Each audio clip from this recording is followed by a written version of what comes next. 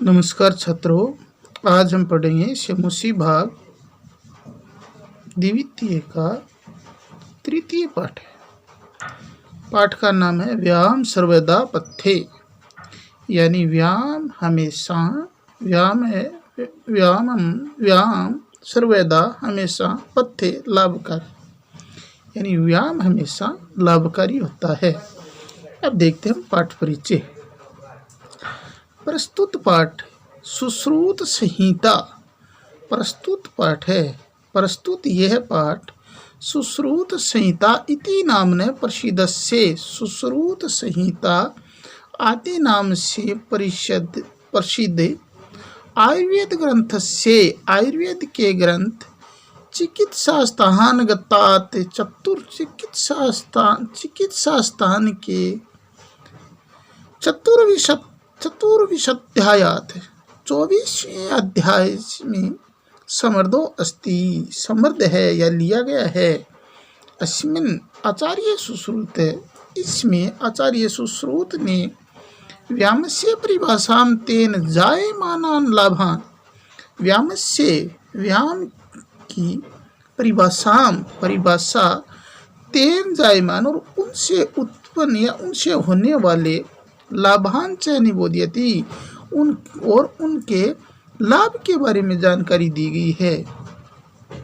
प्रामुख्येन शारीरिक स्वस्थ, प्रमुख रूप से शारीरिक स्वस्थ, शारीरिक सुंदरता, कांति, चमक, स्फूर्ति, सहिष्णुता, सहन करने की शक्ति, आरोग्यम, निरोग च इत्यादि आदि व्यायाम से लाभ संति, कि ये व्यायाम के प्रमुख लाभ हैं। शारीरिक स्वस्थ यानी शारीरिक स्वस्थ, शरीर की सुंदरता, कांति, चमक, स्फूर्ति, सहिष्णुता, सहन करने की शक्ति, आरोग्यम च और निरोग रहना, ये सब व्यायाम के लाभ हैं। अब देखते हैं पाठ के प्रमुख श्लोक। शरीरायास जननम कर्मम व्यायामम संगीतम। शरीरायास जननम यानी शारीरिक परिश्रम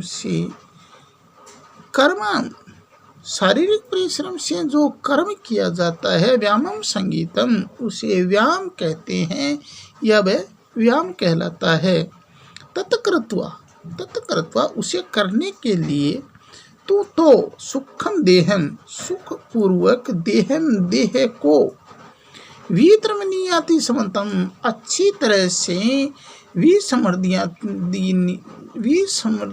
विमर्दनीयात मालिश करनी चाहिए, यानी व्यायाम करने के लिए सुखपूर्वक अच्छी तरह से मालिश करनी चाहिए। अब देखते हैं अगला श्लोक। शरीरोपचय यानी शारीरिक वृद्धि के लिए, शारीरिक वृद्धि के लिए कांति गात्रण, शारीरिक वृद्धि, कांति गात्रण। अब व्यायाम से क्या क्या फायदे होते हैं, क्या क्या लाभ होते हैं, देखो कि शारीरिक वृद्धि, कांति गात्रण और शरीर के चमक, सुविवेकता, शारीरिक सौंदर्यता, दीप्तिम अग्निम अनालस्यम स्थित्वे लाघवम मर्जा। दीप्ति अग्निम अनालस्यम, दीप्ति यानी भूख लगना, अनालस्यम आलस्य रहित, स्थिर, लाघवम हल्कापन, और मर्जा सोचता, यानी व्यायाम से इतनी चीज़ों का लाभ होता है कि शरीर की वृद्धि होती है, शरीर के जो अंग हैं उनमें चमक आती है, शरीर की सौंदर्यता बढ़ती है, अत्यधिक भूख लगती है, आलस्य रहित होता है, शरीर स्थिर रहता है, और शरीर में हल्कापन और स्वस्थता होती है। अब देखते हैं अगला श्लोक। श्रम कलम पिपासोषण शीत आदि नाम सहिष्णुता, यानी श्रम से शारीरिक प्रेम से थकान, पिपासा प्यास, उष्ण गर्मी, शीत आदि नाम और सर्दी आदि को सहन करने की शक्ति, आरोग्यम च अपि परम, आरोग्यम और परम निरोग रहना। व्यामाद उपजायते, ये सब व्यायाम से ही उत्पन्न होते हैं। यानी व्यायाम करने से शरीर की जो थकान है उसको और प्यास को, गर्मी को, सर्दी को आदि को सहन करने की शक्ति और परम निरोग व्यक्ति व्यायाम करने से ही हो सकता है। न च अस्ति सदृशं तेन किंचित स्थूलक्षणम, न च अस्ति कहीं पर भी नहीं है, सादृश उस जैसा, तेन उस जैसा, यानी किंचित स्थूलम कुछ भी, स्थूलम कृशम मोटापा कम करने का व्यायाम के अलावा कोई भी इतना अच्छा साधन नहीं है। न च व्यामिनम, न च व्यामिनम, और न ही व्यामिनम मर्तस्य मर्दन्त्यो अरोबलात्, और व्यायाम करने वाले व्यक्ति को दुश्मन भी या मनुष्य को दुश्मन भी या शत्रु भी आराम से और उसको बलपूर्वक नहीं आक्रमण कर सकता। न च ने एव सहसा क्रम जरा समाधि रहती, स्थिर भवती मासम च व्यामम अभीतर से।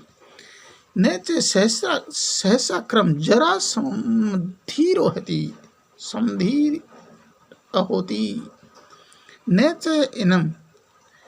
च इनम, और उसको नहीं सहसा क्रम अचानक, जरा बुढ़ापा समधीर होती घेर लेता है। यानी व्यायाम करने वाले व्यक्ति को अचानक बुढ़ापा नहीं घेरता।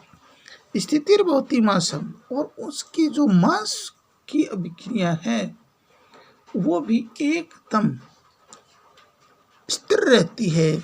व्यायाम अभी तरह से व्यायाम में तलीन होने का, यानी व्यायाम में जो व्यक्ति तलीन रहता है, जो व्यक्ति नियमित व्यायाम करता है, उसको न तो जल्दी से अचानक बुढ़ापा घेरता है और उसकी मांसपेशियां वो भी हमेशा स्थिर रहती है।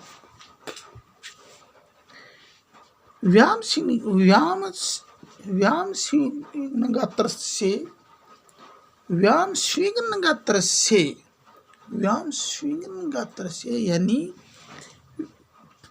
पसीने पूर्वक व्यायाम करने, व्यायाम से जो पसीना निकलता है, शरीर से जो पसीना निकलता है, पदद्वयभ्याम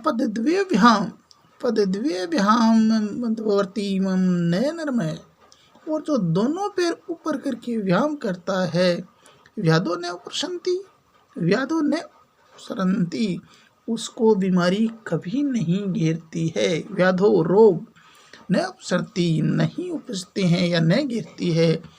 वनतेयो मृगा, जिस प्रकार मृगा, जिस प्रकार सांप से, वनतेयो जिस प्रकार गरुड़ से ओरगा सर्प डरता है। वयोरूपाणि गुणहीनम अपि कुर्यात सुदर्शनम, वयोरूप गुणहीनम अपि, आयु रूप और गुणहीन भी कुर्यात सुदर्शनम। वयोरूप आयु रूप और गुणहीन व्यक्ति भी कुर्यात सुदर्शनम एकदम सुंदर कर देता है या सुंदर दिखाई देता है। व्यायामं कुरुतो नित्यं विरुद्धमपि भोजनम। व्यायामं कुरुतो यानी जो व्यक्ति नित्यं, जो व्यक्ति हमेशा प्रतिदिन व्यायाम करता है, विरुद्धमपि भोजनम, विरुद्धमपि यानी शरीर में जो न पचने वाला भोजन है, विरुद्ध भोजन। विदग्धम अविदग्धम, जो पका हुआ है अथवा न पका हुआ है, निर्दोषम परिपचते, जो निर्दोष पूर्वक परिपचते पच जाता है। यानी जो व्यक्ति नित्य व्यायाम करता है, उसके विरुद्ध जो भोजन है, जो न पचने वाला है, चाहे वो कच्चा हो या पक्का हो, निर्दोष रूप से वो भोजन उस व्यक्ति को पच जाता है। व्यामो ही सदा पथ्यो बलिना सिंगन भोजिनम, व्यामो ही यानी व्यायाम ही सदा हमेशा पथ्यो लाभकारी होता है। बलिनो सिगंध भोजनम, बलिनो बलवान बलिष्ठ, सिगन भोजना और जो चिकनायु भोजन करता है, यानी व्यायाम है जो व्यक्ति बलवान है और चिकनायु भोजन करता है उसको व्यायाम हमेशा लाभकारी होता है। सहज और वही व्यायाम शीते वसंते ते शाम पथ्य तम समर्थ है, और वही व्यायाम जब शीत ऋतु और वसंत ऋतु में किया जाता है तेसाम पथ्यतम समर्थम, तो वो वही बहुत ही उच्चतम प्रकार के लाभ को प्राप्त होता है। यानी शीत ऋतु और वसंत ऋतु में जो व्यायाम किया जाता है तो उनसे बहुत अच्छा लाभ प्राप्त होता है। सर्वे ऋतुषु अहरः, सर्वे ऋतुषु सभी ऋतुओं में अहरः प्रतिदिन पुंबीर आत्महितैषी, पुंबीर मनुष्य आत्महितैषी जो अपनी आत्मा का हित चाहने वाला हो, बलस्याधीन कर्तव्यो व्यामो हंतो अन्यथा, यानी जो व्यक्ति पुंभी आत्महितैषी यानी जो व्यक्ति अपनी आत्मा का कल्याण चाहता है, सर्वे ऋतुषु अर्हरे उन्हें हर ऋतु में व्यायाम करना चाहिए। बलस्याध्ययन, लेकिन व्यायाम कितना करना चाहिए? बलस्याध्ययन कर्तव्यो यानी बल के आधा ही करना चाहिए। व्यामो व्यायाम, अन्यथा तो हंता हंते, अन्यथा वो मृत्यु को या रोग को प्राप्त हो जाता है या हानिकारक होता है। हार्दी स्थान स्थितो वायु यदा वक्त्रम प्रपतते, हार्दी स्थान यानी हार्दी से निकलने वाली वायु यदा, वायु जब वक्त्रम प्रपतते मुँह में प्रवेश करती है, यानी हृदय से जो वायु निकलकर जब मुँह में प्रवेश करती है, व्यायामं कुर्वतो जनो तद बलार्धस्य लक्षणम, तो व्यायाम कुर्वतो व्यायाम करने वाले व्यक्ति को ये समझ लेना चाहिए कि तद बलादर्शे लक्षणम, तो तब उसके बल के आते का लक्षण है। यानी व्यायाम करने वाला व्यक्ति है उसको ये समझ लेना चाहिए कि ये इतना अपने बल के आते बल शक्ति, बल की आती शक्ति का लक्षण है। वयोबल शरीराणि देश कालास्नानि च समीक्षा कुर्यात् व्यायाम अन्यथा रोगम आप्नुयात्। वयो बल शरीराणि, आयु बल शक्ति शरीराणि और शरीर, देश कालानि समय च यानी आयु बल शरीर देश और समय को देख की समीक्षा करते, समय की समीक्षा करते हुए या समय को देखकर ही व्यायाम करना चाहिए, कुर्याद करना चाहिए। अन्यथा रोगम आपनो, तो अन्यथा व्यक्ति रोगग्रस्त हो जाता है या रोग को प्राप्त हो जाता है। ये आपके पाठ के 11 श्लोक। अब आपको इनके थोड़े शब्दार्थ देखने, उसके पश्चात इन सभी श्लोकों के भावार्थ को अच्छी तरह से समझना है। तब तक के लिए नमस्कार।